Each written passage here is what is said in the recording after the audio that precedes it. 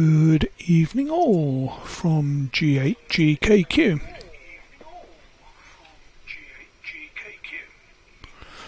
Seems to be working. Good to be back on the net. Last week I was giving a club talk to just catch the end of the net.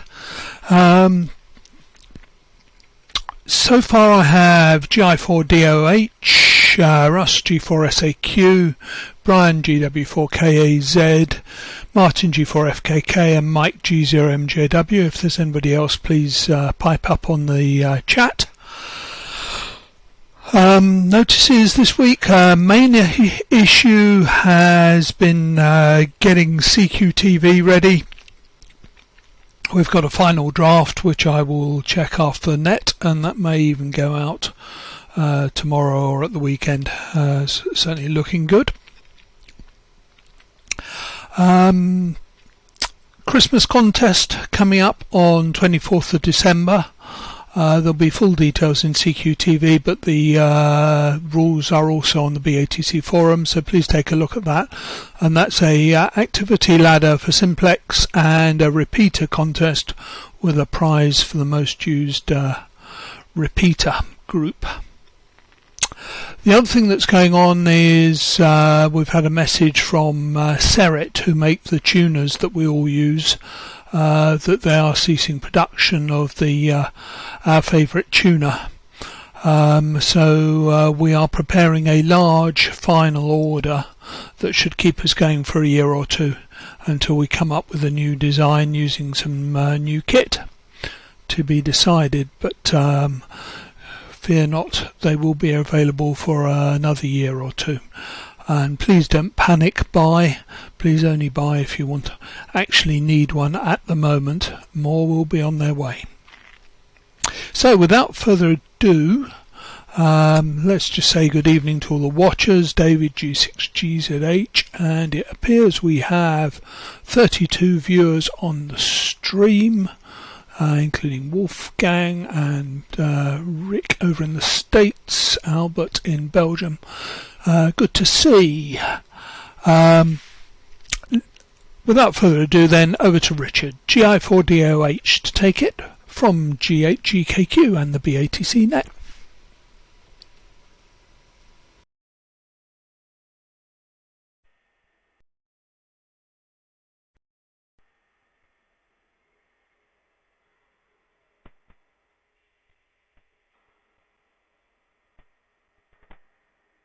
GHGKQ with the BATC Net. This is GI4DOH. Just got my auto cue up in front of me, and the whole thing, remember to turn the volume down.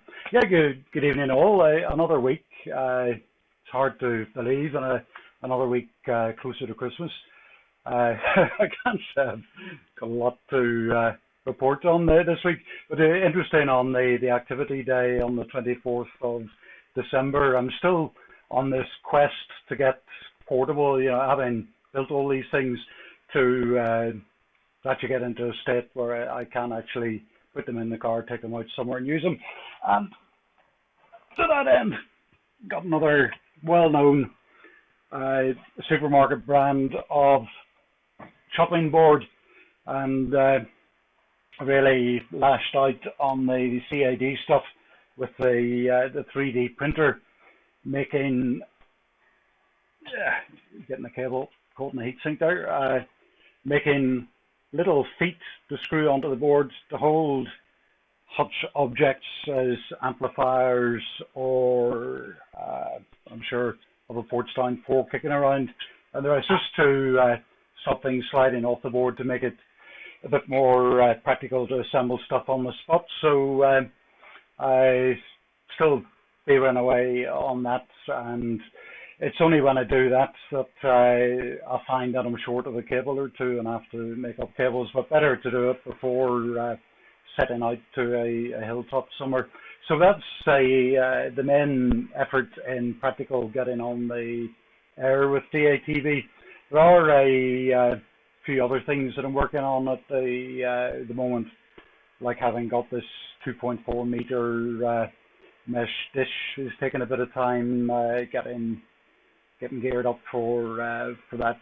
Maybe say a little bit more about that next. But the other a particular rotator controller arrived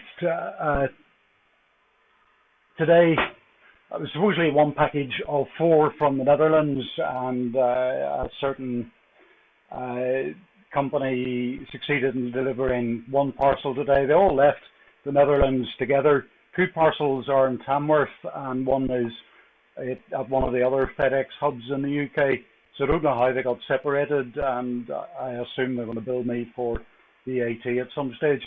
But all part of the fun in the hobby, trying to get things post Brexit and the rest. So enough from me. I'll pass it round to Russ G4SAQ with the group. This is GI4DOH.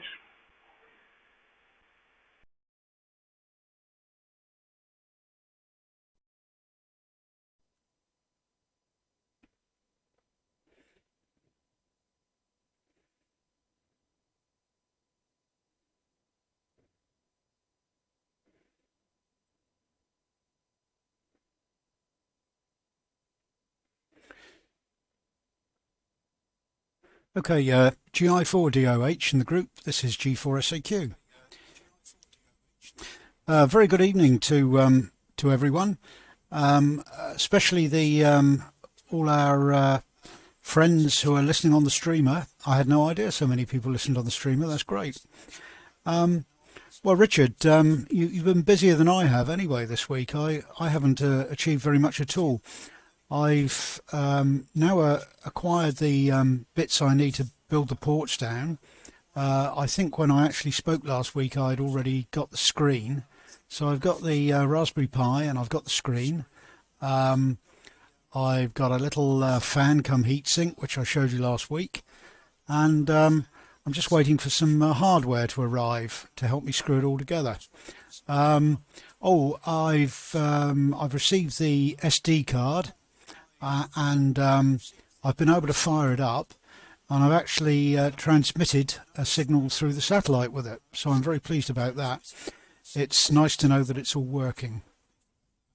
I've ordered a breakout board to go on the back of the Raspberry Pi, and I was looking at the suggested Molex connectors to go on that breakout board, and they were rather expensive, but even so I couldn't make up the £30 order required in order to save postage. So I had a look on eBay, and I found some equivalent ones. They're obviously rip-off. They're described as Molex style, and they really are very cheap. So I've ordered them. I hope they're all going to be okay, and I've managed to acquire a fuse holder and fuses for it from RS Components, who are actually just down the road from me, one of their warehouses, which is extremely convenient. So I'm hoping that I shall make progress with that over the next week or two. It would be really nice to get it all boxed up, and then I can think about making some PAs for it. I'd like to try and go mobile with it, but of course I'm going to need a PA for each band, and that's going to be far more difficult than the ports down itself. But it'll keep me busy, keep me out of trouble. My wife always is always pleased to know where I am, I think. Yes, RIP the Serret tuner. It's a shame that that's going out of production, but I'm glad you've got that well in hand, Dave, with a good stock coming in. That's excellent. Richard, yeah, I just noticed, Richard, you've probably been using it before, but I only just noticed your Bluetooth earpiece on that last over, and that looks like a nice, useful piece of kit. Probably more comfortable than wearing a headset. And yeah, you're another one with the 3D printing. I expect we're going to see something from Gareth later on if he comes on. He's seems to be the master of the 3D printing. Yeah, I laughed about your parcels all coming in dribs and drabs. That's very frustrating. Um, Nothing to do with your courier, but I'm finding the Royal Mail very slow at the moment.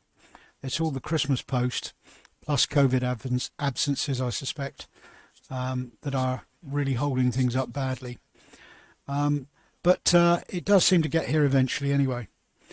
Oh, and finally, I had a bit of luck this afternoon. My old computer sold on eBay, so it was the minimum bid that I put it up for. But I'm very pleased to see it go because it'll save me tripping over it in the shack now when I move around. So there we go. So it's round to Brian, GW4KAZ, to take it. I'll just put the test card up and drop out from G4SAQ.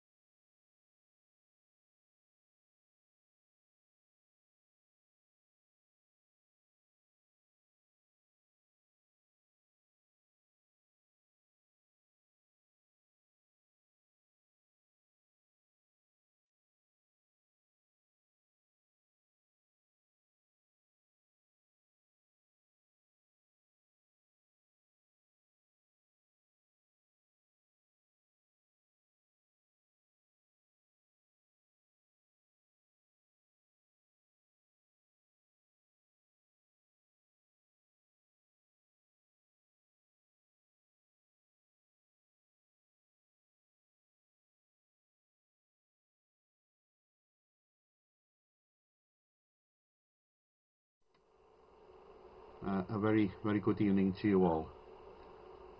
Although I'm not hearing any audio from VLC at the moment. Oh dear. Okay, we're okay. Yeah, Russ, I'm in a similar situation to yourself. Not that I'm building a Pluto, but I'm building a Ryde receiver. So I got hold of a Pi 4 last week, 2 gigabytes, following advice on this net. I promptly sent for an SD card, and I received that. I've ordered also from the BATC a GPIO card and a front panel switchboard, but they're still to be received. So it could well be the post system that's not very good. As the card came through very quickly indeed. So thank you for that. And nice to see you all. And I hope I have a reasonable signal tonight. At least I'm getting myself on my mini tuner on the VLC now. Yes, so there we go. With a bit of luck, I can get a Ryde going. I could probably put it onto the on the computer because I'm using a mini tuner at the moment anyway on receive. And I think it was Mike, not so a few weeks ago, mentioned Winter Hill, and I wondered where my location was to Winter Hill. So what I've done, if I can get this thing working, I'm going to show you a little video of my location here in North Wales. It's a video I took when I did my first solo flight. I had to go for an hour, having done one circuit in my microlight. So the video is about 3 minutes long. I hope I'll be able to put some audio on it as well, but I won't give you the noise that comes out of the engine. So let me try this one and see what happens.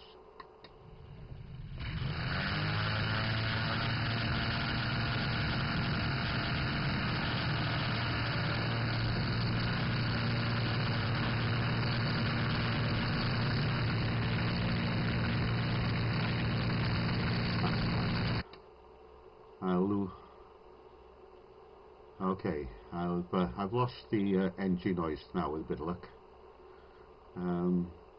Anyway, headed out of Carnarvon Airport, and we're heading now towards the town of Carnarvon. The airport's about 3 miles to the west of Carnarvon, and below us, just coming up, is the Royal Borough of Carnarvon.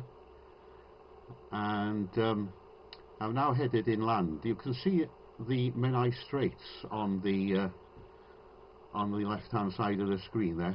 That's the straits that separate Anglesey on the left hand from the mainland on the right. See the village of Portinowick, and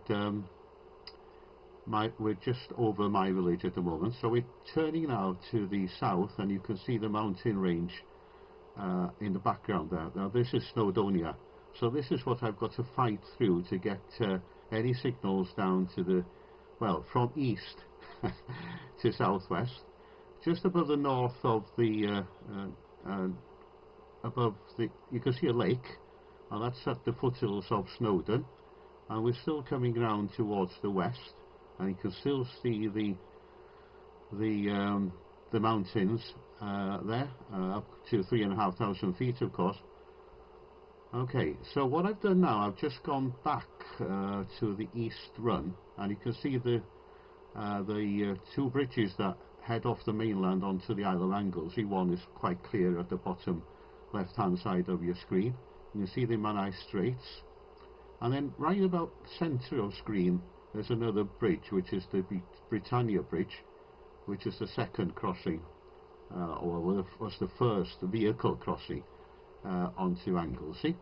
In the very distant future you might be able to see the Great Orme head at Llandudno, and we're coming up to the city of Bangor. You could probably see the second bridge now, and on the about centre of the screen there is the town of Menai Bridge, which is and then you can probably see the pier head at Bangor at the moment, and the Isle of Anglesey, to the southern side of Isle of Anglesey, heading out and finishing.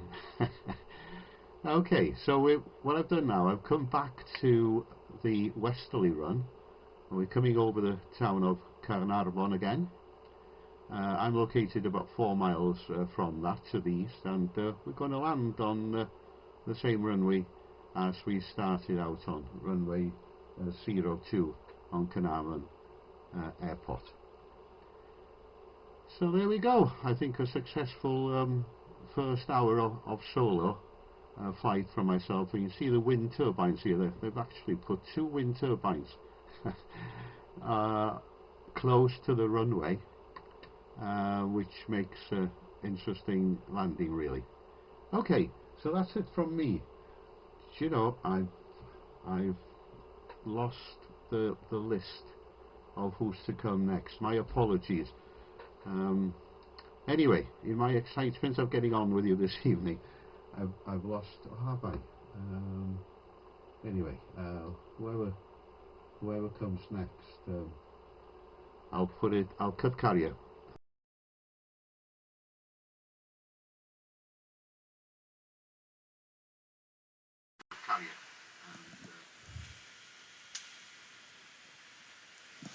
Yeah, fine business.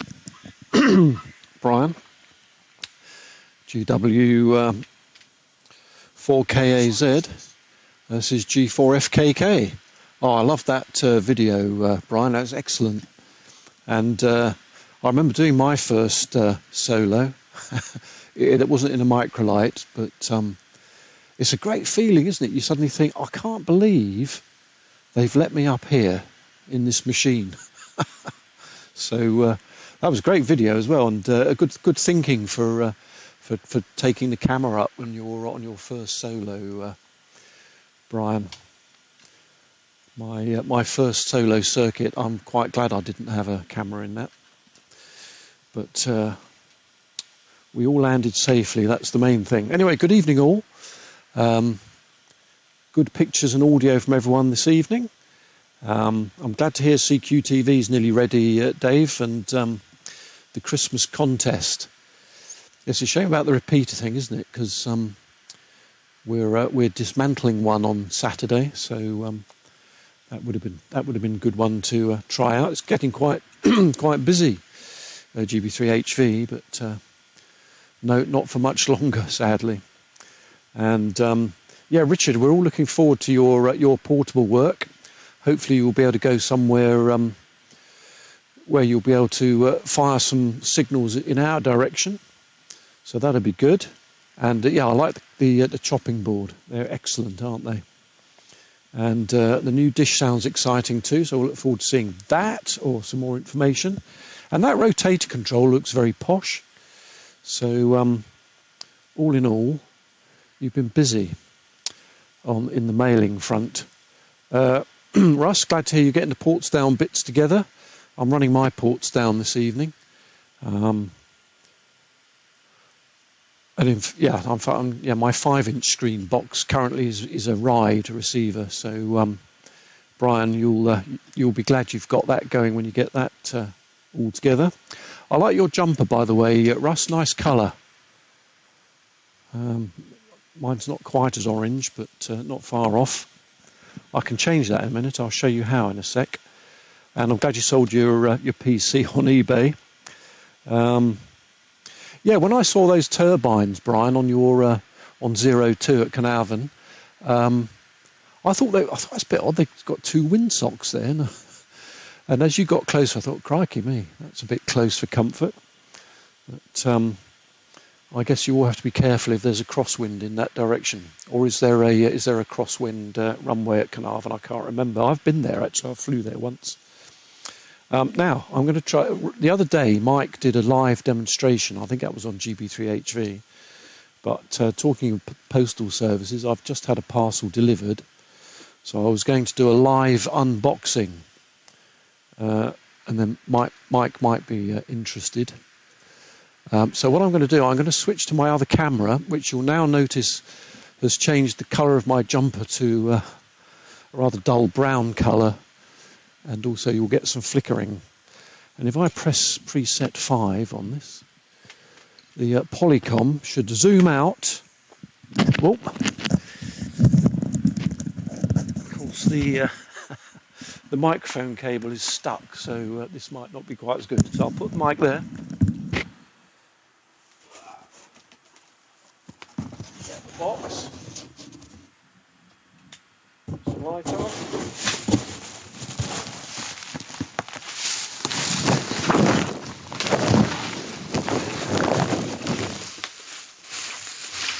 There's a lot of wrapping paper.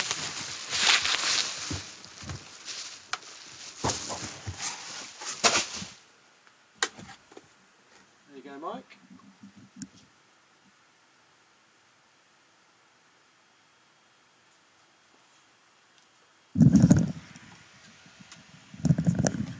It's very shiny, this one. Let's put that back there. In fact, I'm not sure if you could see the label on it. I think all you could see was a reflection of my code R85. Anyway, I'm hoping, Mike, that one either works or I can divest it of its power supply and use that in the other one. We'll see. Just a quick one here on the unsteady cam.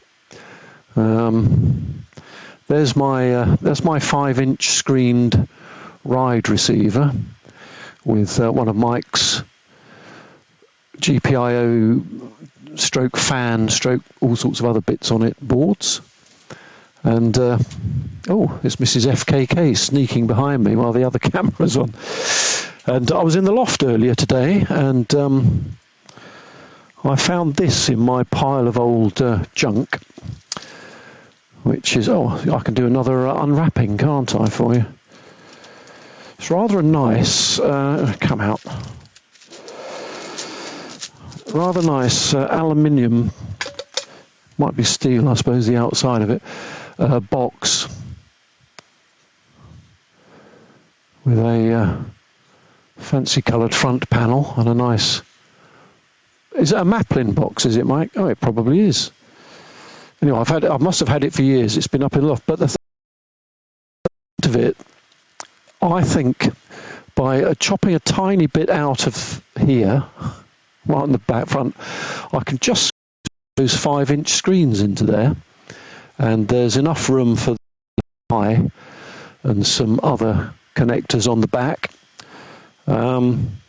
So that might make quite a nice box. It's even got proper feet on it that are fitted through holes rather than stuck on with glue that doesn't stay sticky for too long. So it will need a bit of work with a file because the screen just fits in. But if you looked on the bottom of your 5-inch screen, and I can probably show this as well.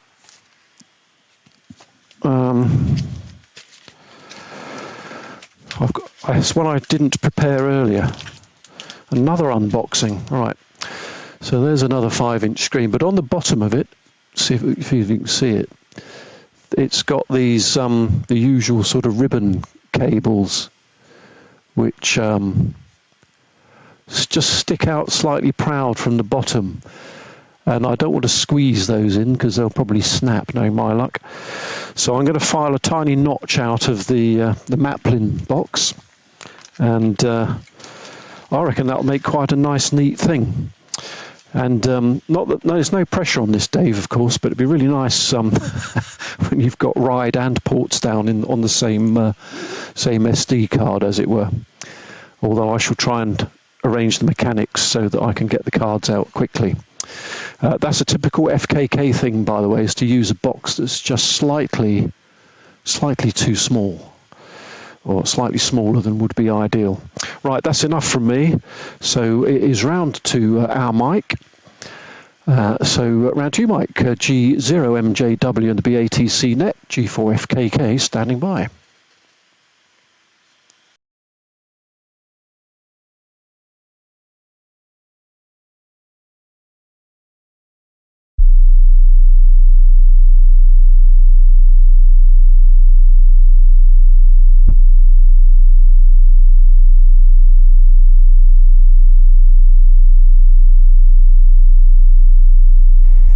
Right, good. Looks like I've got audio. Good evening, everyone. Season's greetings. People getting pictures? I'm getting pictures. The stream's caught up as well, so that's good. I've got several versions of my image at the moment, all slightly different delays, so it gets very confusing. Right, lots of comments to make, seeing as I'm on last, which is good from that point of view. But I am a little bit running late, so to speak, because I had a problem with my LNB. It went into its low gain mode, which it does from time to time, and the solution is to unpower it for 5 minutes or so, and then hope it comes back, and if it doesn't, do it again, and eventually it does come back, which was good, because I wasn't receiving anything, but what I'm receiving now is on the spectrum analyzer with the Polycom, of course, or Polycam, and that was a very nice unit you were showing us there, Martin. I assume it arrived fairly promptly, so good. Hope it works better than the last one, doesn't catch fire. Yeah, so there's a few things on the desk, and I've got a few comments to make.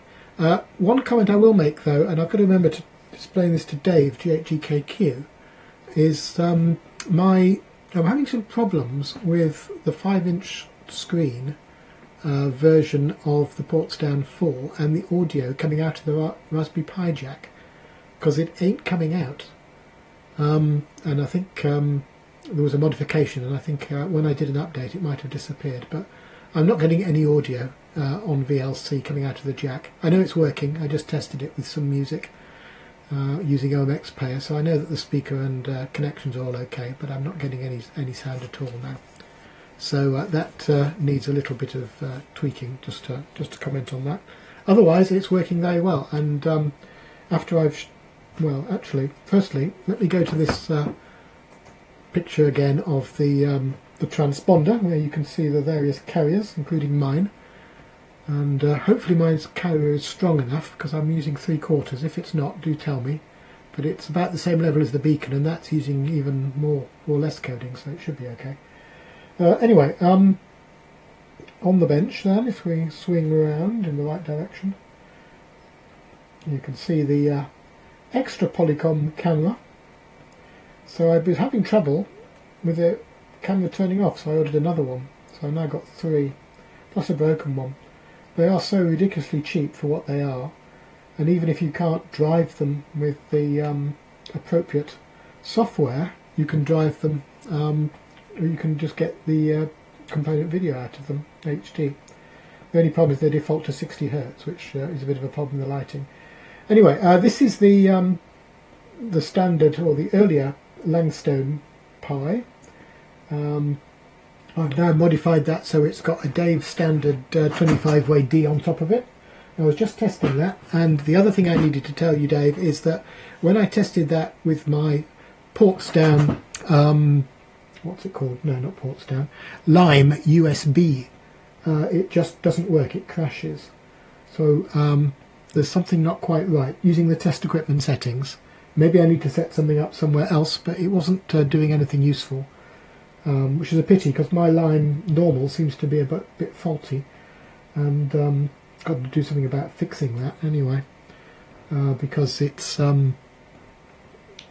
very insensitive, although it was working on 70SEMS, and funnily enough it wasn't working, and then it sprang into life and was working. So I just wonder if it's a software issue or a connection issue or something, because I can't get another one now to try it for some time, but I will do, because I could do with another one. Okay, moving on then. Hopefully, if I can steer the thing in the right direction again. Next to that is my my Ryde, and just to show Russ what I've got on the back of there. So that's the board that Martin was showing you, and if I go to an above shot, and then you'll be able to see it a bit better. So that is the board that I've made to do that, and give you all the connections and everything else, which is a useful thing to have, I think. So I'm not sure what we're going to do about those, and whether we're going to make them available in general or not, but we could perhaps. I don't know what people think about that, but there's also one for the ports down 4. Anyway, that was the point I was going to make, and I've had some made. They worked, so I made some changes, and Colin, G4KLB's ordered some more to test it with his. So let's see how that goes on. There's another view of it, give you a reasonable idea, this time with the Polycom. So there we go. Obviously it's not plugged in, the whole thing just is mounted on the back of a monitor, and that was the other thing I was going to mention in response to Richard's comment on Visa mounts. Well, his comment was about 3D printing feet, but this has 3D printed feet as well, and it also, if I get it and show you the, let's get it into the shot, give you the general idea of what it is.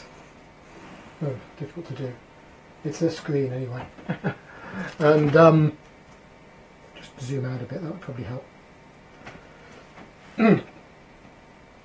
Makes a nice neat solution, just mounted on the back of a monitor with a Visa mount. So that's the Ryde. Okay, now what else was I going to say? I think that was pretty much it. Advice re heatsink for a Pi 4. Yeah, I use a fan. I don't have any heatsink at all. And no, it's not available for the BATC, but I can always send you some Gerbers, and you can order them from China, unless we decide to put it in the shop. So that's that.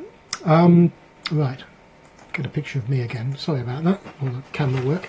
And I'm in the wrong position as well. So a few comments. I've covered the Visa mounted Richard. Russ, well done on getting the bits together for the ports down 4.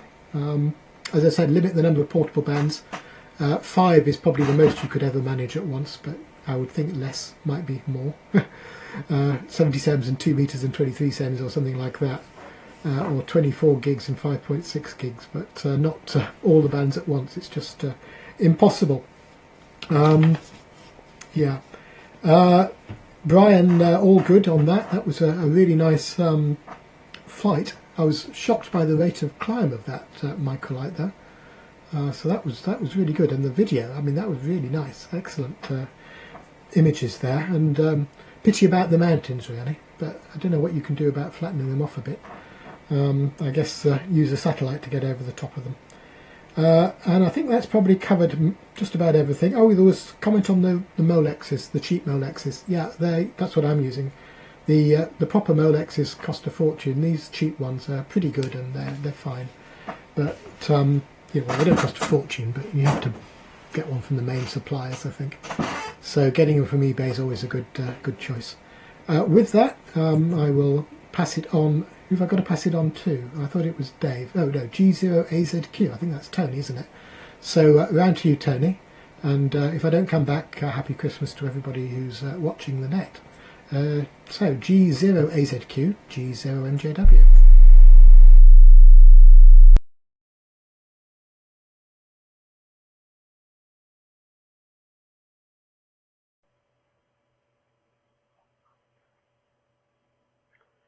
Thank you, Mike. And as if by magic, we are on the net. I'll just kill the audio on here. I don't have to do it that way. I don't have to turn the volume down, do I? Just press the mute button. So, all interesting stuff, Mike. I don't know how you remember to put it all on the net at the time that you're actually on live. So thanks for letting me in, Dave, and here we are. All right, as far as that Elmo camera is concerned, I use, sorry, not the Elmo, the one I use, the Polycom. The one I use is an Elmo, which I'm not on at the moment. I'm very simple tonight.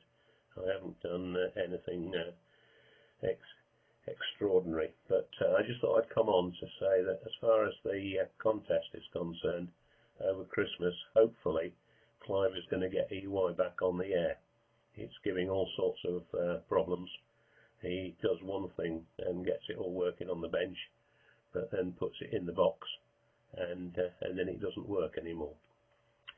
So as it's a remote one, it's not one that he's got from home. It's a little bit. I did say to him, I said, don't worry about the descents. We're local, so no doubt he'll get it on the air as far as that's concerned.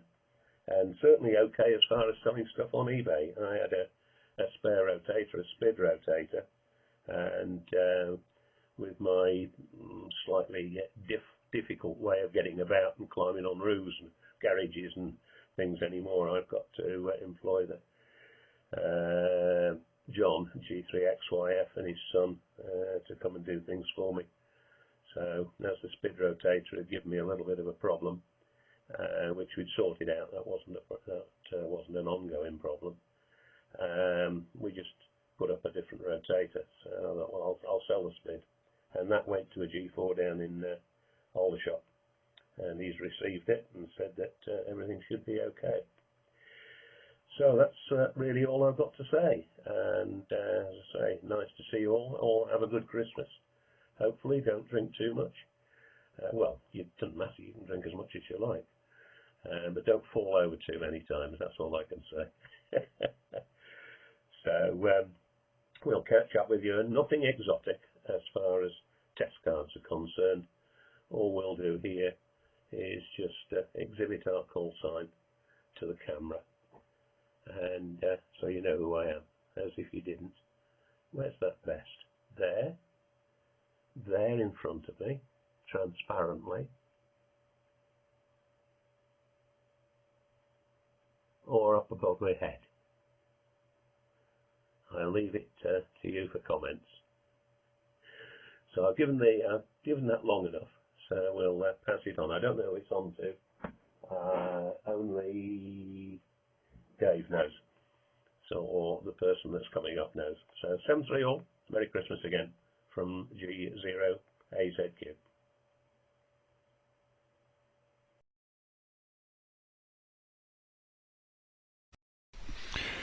G0AZQ, G8GKQ. Let people turn their volume down a bit. I think I was a bit louder than Tony. Good to see you on, Tony. Okay, on the rotator. Okay, this week I have been working on the thinnest spectrum analyzer in the world. That's the front panel. But actually the bit that's been causing me the trouble is this fella, which is the switch unit off the front of an HP 8559 spectrum analyzer. And as usual with these, all the little spring bits on the wafer switches have fallen off. I put them all back on, but I think I have there's one error in the reassembly, so I need to take it apart again. But that's been keeping me busy, but it'll be good if I get it working. Next thing to show, I've lined them up here. This is for Brian. This is the BATC card building Portsdown, and the heatsink I refer to for the Pi 4 is this fella here, which is in BATC blue. It's available in red, black and all sorts, but it comes with a couple of heat pads that go on the chip. That saves you needing to have a fan. You do still need to have a reasonable amount of case ventilation, but that works. Something else that's going on, Ryde update. There should be a Ryde update out this weekend, which will put the RF power up on the screen so you can make sure you've got the right RF level going into your mini tuner. I've been testing that this week. So that's and there's a Portsdown update out that I haven't announced, but it just moves all the test gear that's already in Portsdown 4 into Portsdown 2020, and also allows for widescreen streaming from a C920. Oh, Mike, thank you very much for reporting on the Ryde. Good.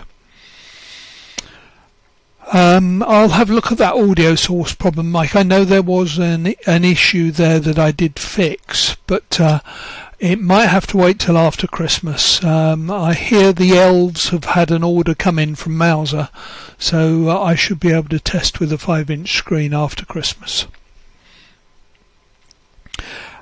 Lime USB, Mike, all worked for me on the test equipment. How were you powering your Lime USB? They seem to be pretty critical on that. Russ, was it Russ? No, it wasn't Russ who was looking at the box for the 5-inch. It was Martin, wasn't it? Yeah, very nice. Nice box. I've got a similar box, but it's got a power supply in it. I'm not sure what box my 5-inch is going to go into. The video of the flight was good there, Brian. I last flew around Anglesey like that probably about 40 years ago, a bit faster, but we did the first solo on the Hawk trainer. Always used to be a round the island trip round Anglesey, which was quite a wild ride, as I recall.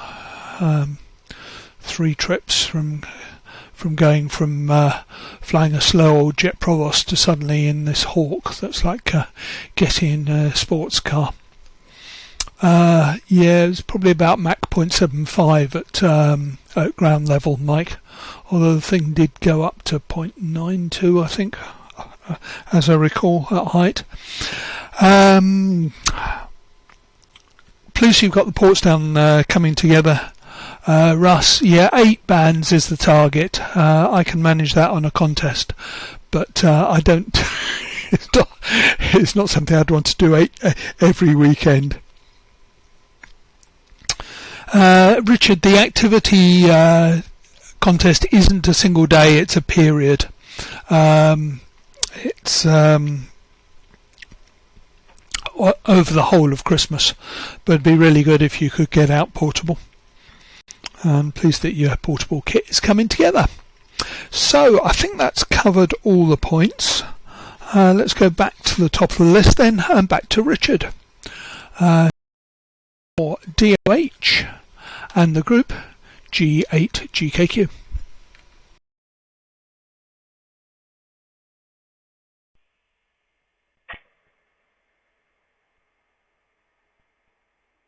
G8 GKQ with the group. This is GI4DOH.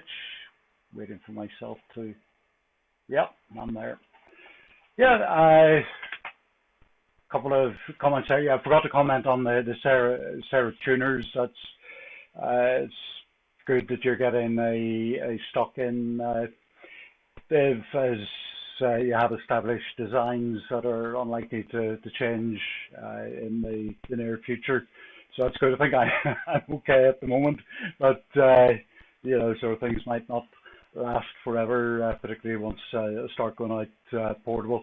And fine on it being over a period as opposed to just a particular day. So hoping, focusing on 23 centimeters at the moment. Start with one band before I start looking at other things. So hopefully next week I can report that I'm ready. If anybody would like a sked and the rest, I can't remember offhand the locator for the particular spot that I identified up in the Craigauntlet Hills above Belfast.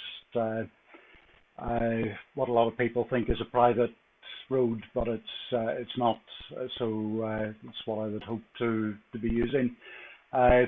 And fine on the updates on the Ryde and the Portstown coming out. I'll keep an eye out for those. So I like to be up to date with things.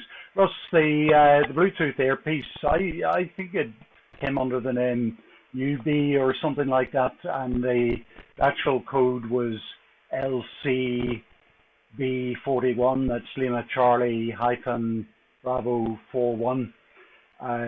Was what and I can't really compare it with anything else. All I can do is say it works for me, both directions. Bit of messing about because Windows will automatically want to do sort of full stereo on the earpiece, which isn't a lot of use, and if it does that, it won't let you speak at the same time. But you know, if you search online, you'll find you're not the first person to come across that problem. It took me a while to get around it. Brian, the microlighting, I used to fly microlights out of Kemble, and I remember the first solo flight. You can only have a first solo flight once, as the name suggests, and nobody had warned me that one person on board was somewhat different to two people on board. And the thing, you know, was like vertical takeoff and the rest. Quite an experience, and my legs were a bit shaky at the end of it, but that was good fun. I never got as far as you were there, but I used to fly over the Wye Valley and things like that out around Chepstow and back across the Bristol Channel. So it was all good fun. And Martin, as well, the fact that you had a private pilot's license as well. It's a bit like the night where everybody produced the bass guitars. Probably find that most have done that at on some stage or other. And about the boxes being too small, well, I still, Martin, what you were saying, you know, so trying to get the Portstown 4 and everything else into that little box, I do make things harder for myself instead of forking out a little bit more for the next size of box up. And Mike, still the thing, you produce all these cameras and shots from different angles. That's something the studio environment I need to work on a bit as well. And also comment about that being how big a controller do you need for a rotator against a SPIDS azimuth and elevation rotator? That has led me into a new type of connector. Well, it's not something I've ever used myself. I think they're Click and Lock is the trade name of those.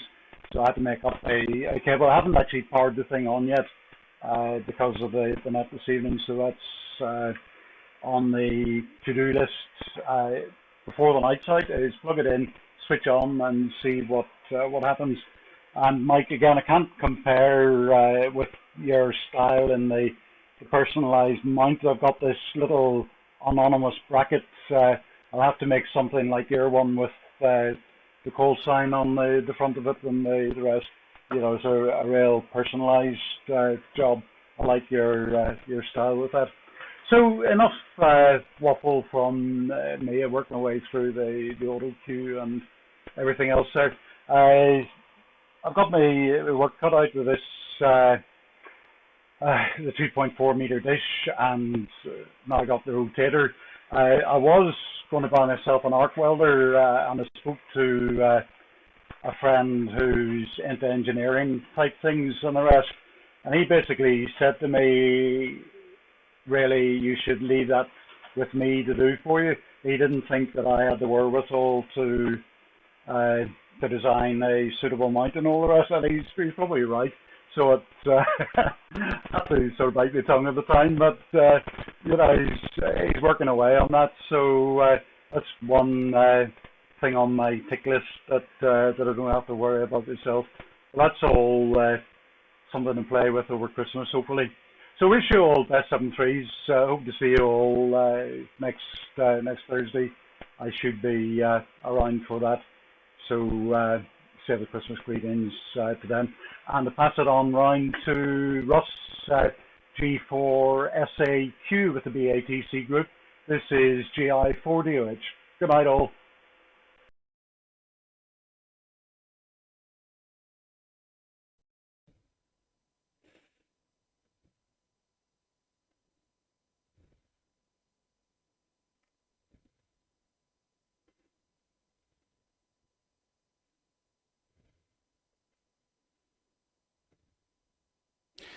GI4DOH in the group.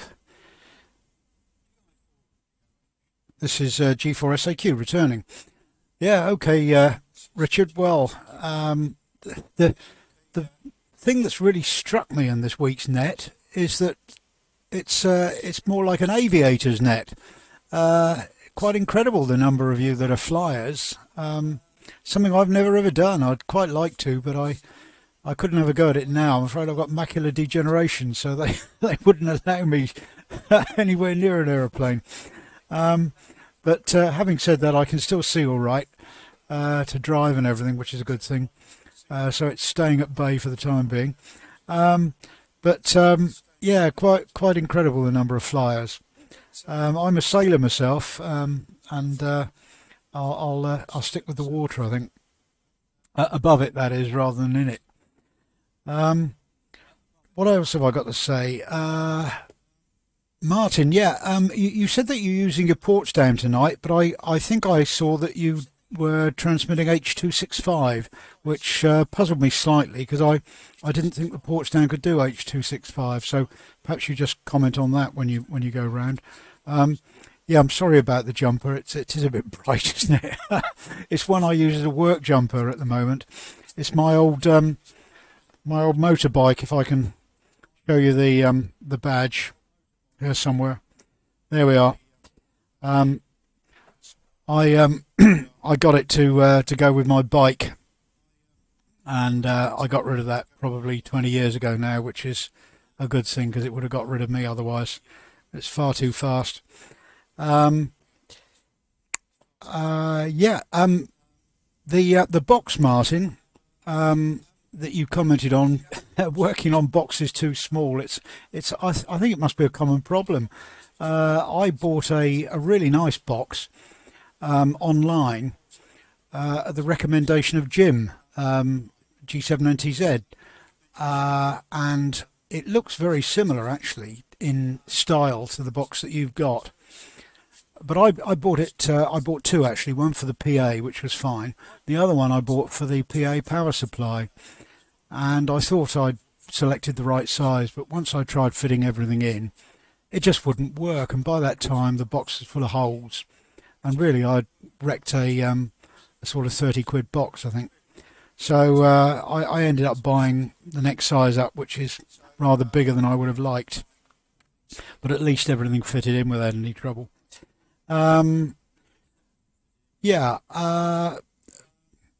Something I probably need to have personal discussions about, but I'd be interested if anyone's got any recommendations on power levels to aspire to for portable operation. I know it's as long as a piece of string, isn't it, the answer to that really, but I'm thinking for 2 meters and 70. I'm wondering about some of these power bricks that are available, whether they'd be a nice solution, because I want something that's fairly simple to get together, and isn't going to cost a fortune. Right, I think that's all I really need to say on this time round. Oh, Tony, I was going to say, very nice, nice to work you. It's the first time that I've worked you on the air, and I like your call, Black. Very nice indeed. Okay, so that's it from G4SAQ. I'm now going to put up the test card, and Brian, to take it, please. GW4KAZ from G4SAQ.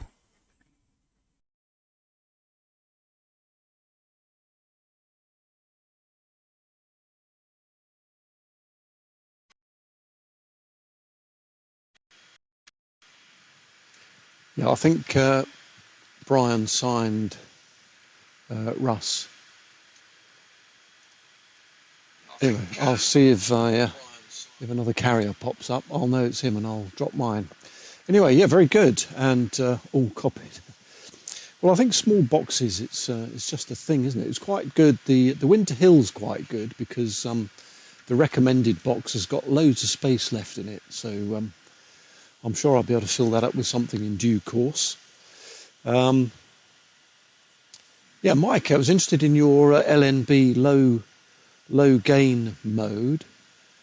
Now, I had a similar thing with an Octagon, and I can't remember what it was. It gave itself away a bit by the fact it wouldn't swap polarizations till you got very close. If you went below about 16.5 volts, it would drop. It would swap to vertical. So, but that used to do that. It would suddenly go deaf. Right, on the amplifier front, Russ, I don't know if they still sell these on eBay, but these are quite good. They do need 28 volts or 24. Another bit of unwrapping here. This is a 70 centimeter version. Now let's put it on the Polycom. It seems to be a slightly better image. Oh, of course it won't focus. Oh, it is focused, I think. So, and they were quite cheap. I seem to remember they were about 30 quid or something, or maybe even less when I got that. They do a 2 meter version as well, and the 77s one will run a good 80 watts run 100 watts of sideband, but I managed to squeeze about 50 watts of DVB-S out of it on the local repeater on 77s. So, and they're quite easy to build, and say I don't know if they still make them, but, or still provide them on eBay. And the Dolphin, where have I put my unsteady cam? I've got one in the shack, but I might not be able to show it to you because I've now lost. Oh no, there it is. The unsteady cam is very small and keeps dropping down behind things. This won't be a very good picture of it because it's only the back of it really, but that there, with all the wires hanging out of the back, is a Dolphin amp. It's quite big, but it's very, very clean. I usually run that at about 50 watts on the GB3HV net, and it's reasonably easy to modify. It was some sort of digital phone system or talkback system for lorry drivers, I think, originally. And Rob, M0DTS, has got a page on his website that illustrates how to convert those. Right, what else we got? Oh, Tony, I think you're still there. Nice to see you on again. And I like the wall clock, by the way. I couldn't quite work out if it was actually working or not, but looked very nice. And good idea getting G3XYF and Son to do your rigging for you. And I thought your test card worked very well. I could certainly read it, even on the little 5-inch screen. So I think that covers all possibilities there. Yeah, Dave, I wonder how you're getting on. Last time I saw you were trying to make contacts for the switches in that spectrum analyzer. I wonder how that's going, and what you're using. Is that some sort of beryllium? No, what was that? Springy brass stuff. Anyway, good luck with that. And yes, the Ryde update worked very well here.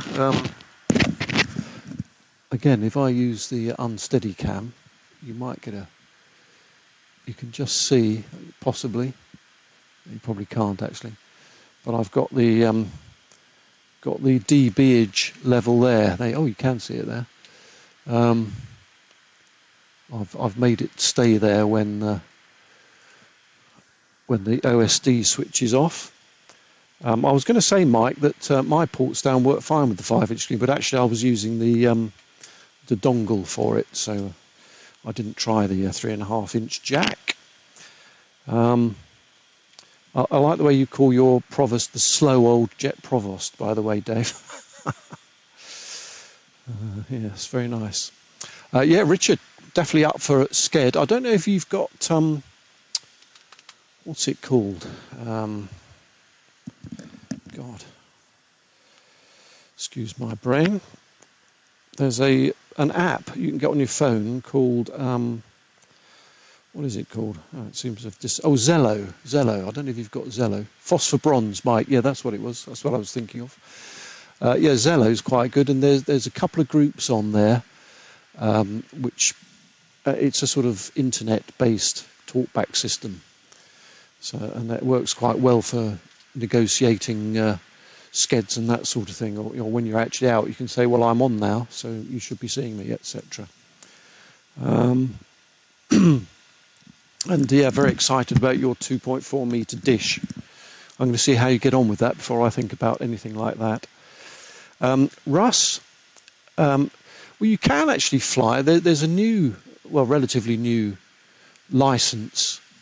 And basically, if your doctor says you're fit enough to drive a car, you're fit enough to drive an aeroplane under this new license. Dave will probably know what it's called. I can't remember what it's called now. But it also saves you having to go for ECGs every year and various impertinent probings by CAA qualified doctors. Yeah, and I am running H.265. I'm running the ports down, but I'm using the IPTS input, and I'm using the Lime Mini with the Lime DVB software on it, and that appears to work fine. I don't know if it's approved, Dave. Apologies if it's not. But that seems to work and pass through the H.265. So that's that's why I'm doing that. And power levels. Well, as Mike says, you're only allowed 100 watts EIRP on 2 meters anyway. So a nice clean 10 watts with perhaps a few dB for feeder loss as well, Russ. Always helps.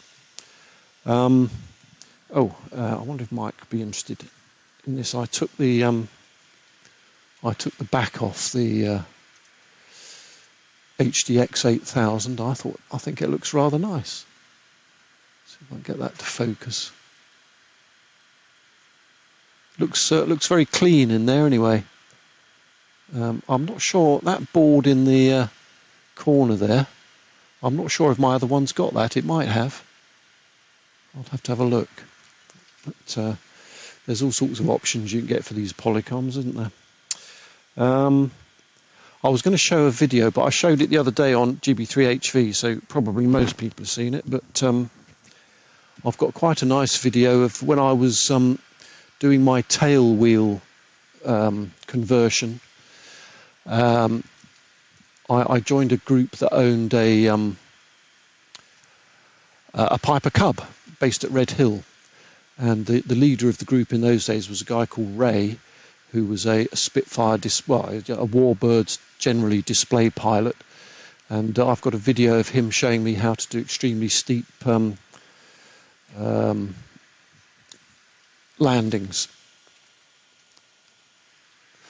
But I won't, as I say, bore you all with that. But it's quite a nice video of a very steep side slip in a Piper Cub. Mind you, you can land those almost vertically, as it turns out. Right, okay, I think that's about it for me. Apologies if I've forgotten anything. Mike, it's round to you next, and I'm interested in your comments on boxes. You probably don't approve of my filing a small notch in that one. But it's a very neat box. It only needs to be small and tiny, doesn't it, to be a Ryde, really, assuming you have an external mini-tune. Right, with that then, cheerio to everybody. Very good evening. Thanks for entertaining Net, as usual. Oh, evening to Roger, by the way. Roger is doing mechanics on his heatsink. He's going to have a water-cooled PA rather than an air-cooled one. So I can't wait to see the marvellous engineering he'll be fulfilling with that. Right, okay, round to you, Mike. G0MJW, good night to everyone else. G4FKK.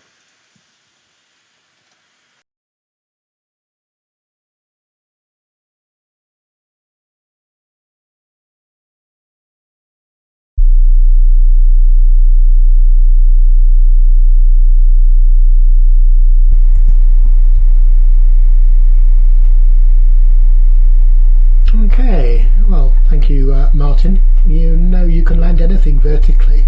You might not survive the landing, though. Right, okay, all very interesting again. And yeah, Dave, I mentioned on Tuesday the effort required to fix that spectrum analyzer and that amazingly complicated switching.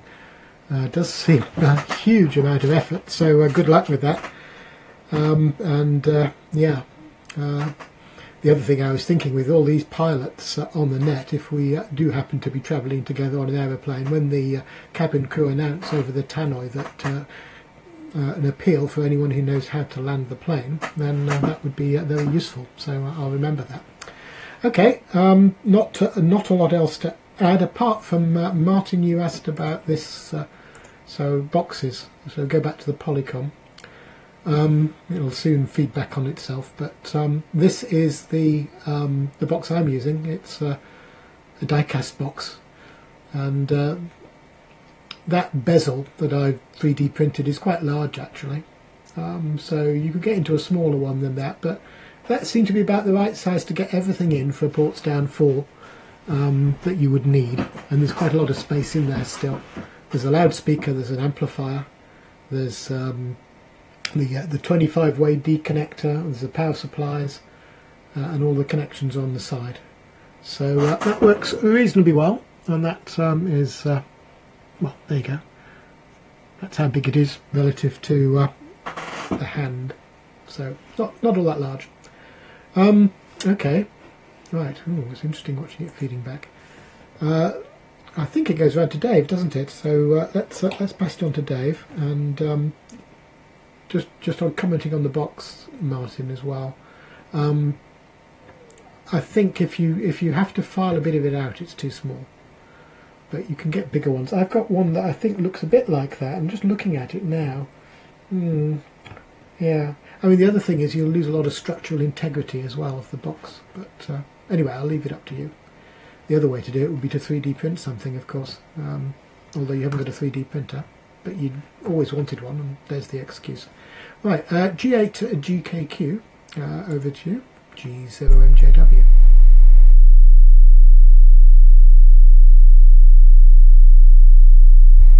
Ah, sorry, no, AZQ, sorry about that. Sorry, Tony.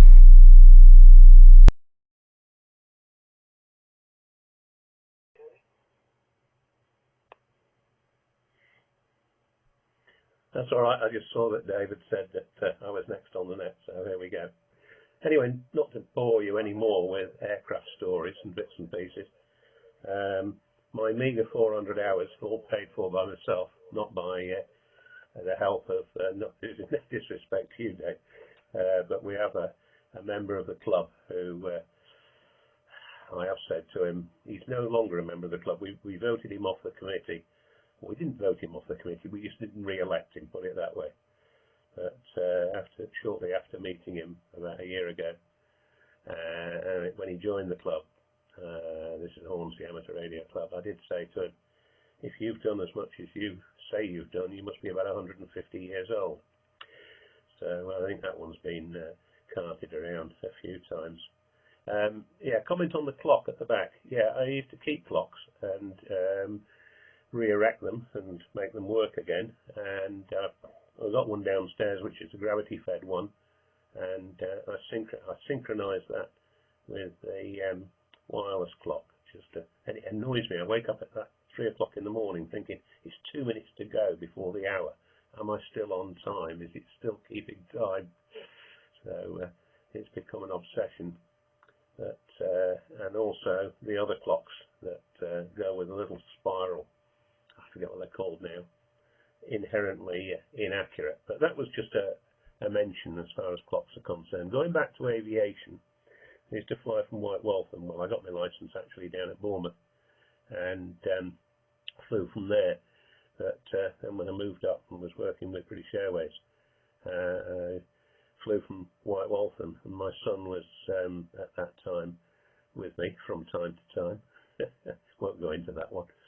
And I used to take him flying with me, and he could just about reach the rudders at age of about 13 or 14, and give him the camera and say, right, okay, keep hold of that camera because we're going to do a few aerobatics.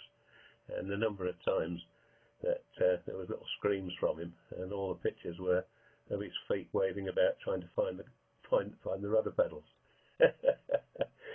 But I've tried to find these tapes, but I think he's destroyed them, because he said, if I ever catch you mentioning that time that we shouldn't have flown over the church because I made a comment that if we flew over the church it would stop the messages going up, then I think, well, he said he would kill me, and I think he's probably destroyed those tapes. I can't find them. I've had a look for them.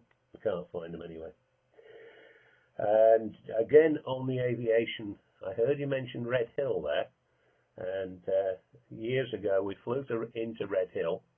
Oh no, this was another time. Sorry, a colleague of mine, Frank Schmidt, who I worked with on the rigs.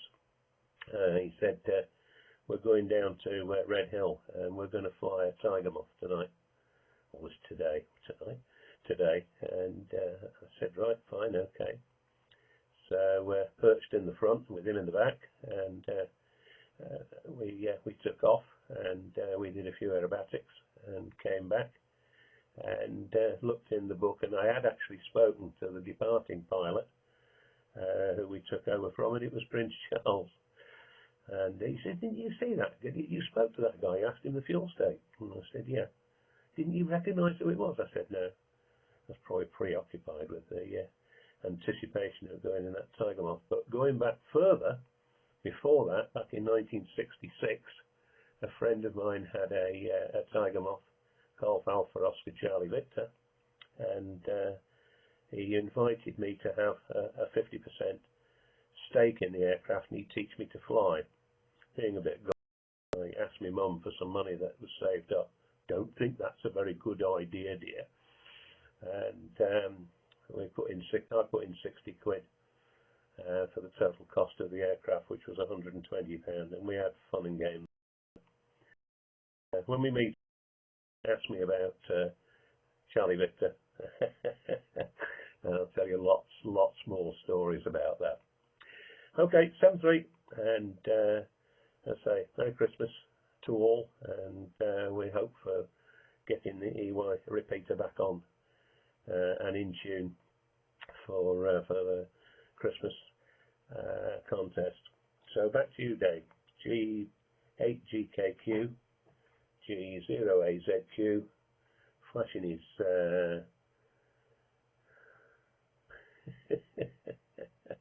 call sign up for all to see. Oh, now it's flashing.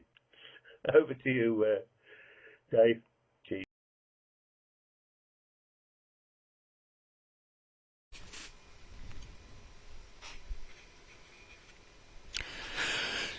G0AZQ and the net G8GKQ. Okay. Yeah, I have paid for a few hours flying. I don't know, 50 odd probably. But have been lucky enough to have an awful lot of flying where I was doing a job. Medicals, I'm not up to date at all. My last PPL valid medical was 20 years or so ago, so way out of date on that. It got far too expensive for me. I wasn't flying as part of my job anymore, and keeping the license and a family just wasn't on. Martin, the spectrum analyzer switches all went well. I've made all the little switch pieces. I've attached them all to the little cogwheels and arrowdited over the screws, so I hope they're all in the right place. It's just a matter of putting the whole thing back together again, and I think if I'm optimistic, I'm saying it should be done by close of play on Sunday. But there again, it could be one of those projects that I have to put away and think, I'll come back to it another day. Russ, portable power, I run about 10 watts on 2 meters, although I do have 70 watts on FM for talkback, about 10 watts of ATV on 2 meters. I use one of the Nokia Dolphin amplifiers on 70 SEMS, about 50 watts, but 10 watts is fine. It's do what you can, really. The Nokia Dolphins are difficult to power out portable because they need 28 volts. 23 SEMS, about 10 watts again. So the highest power band for me is 70 SEMS.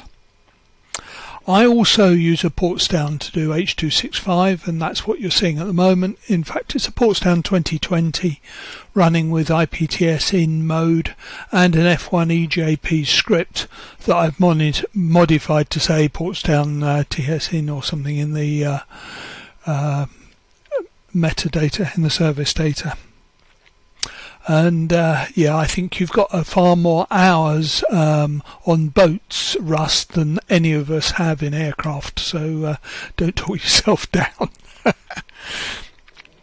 Charles, very interesting about the tuner. I'll do some research on that, but we do. In the medium term, we do need to look for a replacement, and certainly one that does DVB2SX would be good. As for getting it working with in software, Mike, well, actually, the current solution is an FPGA solution. It's just that the FPGA is inside the tuner, and that seems to be the easiest way to do it. Of course, what is it? SDR Angel, I think, actually does some of the decoding now for DVB-S2. But then you're lugging around a PC or a laptop, so I think the FPGA solution is the way to go. Narrow filtering, that'd be good. Okay then, I think that's all I've got. We'll run the net as usual next week. We should have CQTV out before then, a Ryde update out before then, and unfortunately GB3HV off the air. That'll be Saturday. Right, good night all, thanks for coming up. G8GKQ closing the net and leaving the frequency clear.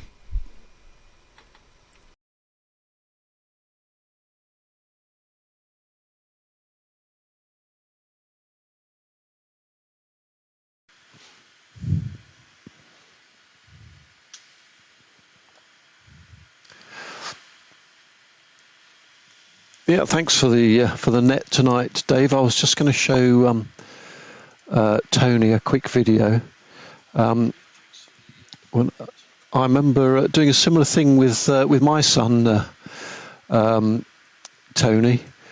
I hadn't had the license very long actually, but I'd got enough hours to feel confident enough to take my son up. So he was very bored. He said, "I'm having a terrible day at school today. It's very dull." So I said, "Right, well, I'll come round at about lunchtime and we'll run off to Biggin Hill, which is where I flew from at the time." And I can't match your Prince Charles story, by the way, but I'll just give you a quick blast. This is we flew to Bembridge from Biggin Hill, and Alan was in the right-hand seat, but he did quite a lot of the flying for me while I did some videoing. Here we go.